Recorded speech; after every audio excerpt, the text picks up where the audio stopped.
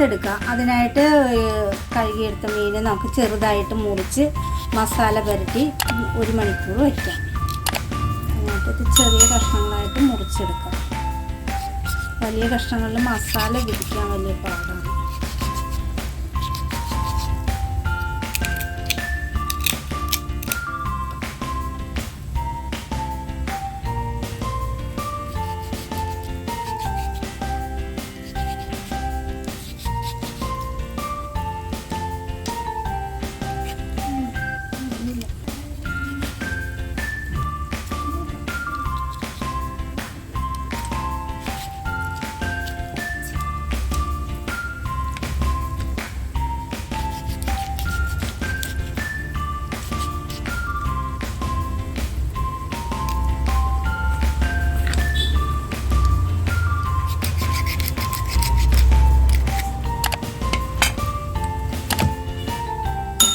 ഇതിലേക്ക് നമുക്ക് കോൺഫ്ലവർ പൊടി, മല്ലിപ്പൊടി, ഇഞ്ചി വെളുത്തുള്ളി പേസ്റ്റ്, പിന്നെ മസാല, ഗരം മസാല, പിന്നെ കുറച്ച് ബീഫ് മസാല, ഇതെല്ലാം കൂടി ചേർത്ത് ഈ പേസ്റ്റ് നമുക്ക് ഇതിലേക്ക് ഒഴിച്ച് ചേർത്ത് 1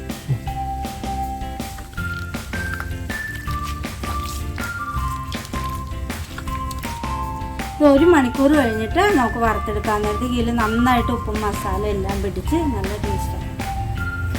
നമ്മൾ എടുത്തു വെച്ചിരുന്ന മീൻ വറക്കാൻ വേണ്ടിയിട്ട് നമുക്ക് എണ്ണ ഒഴിച്ചു കൊടുക്കാം. വലിയ മീനായതുകൊണ്ട് കുറച്ച് കൂടുതൽ എണ്ണ വേണം. നമുക്കിതിലേക്ക് കുറച്ച് വേപ്പില ഇട്ട് കൊടുക്കാം. അപ്പം മീൻ അടുക്കി പിടിക്കുന്ന പ്രശ്നം ഉണ്ടാവില്ല. ഇഞ്ചി വെളുത്തുള്ളി പേസ്റ്റ്,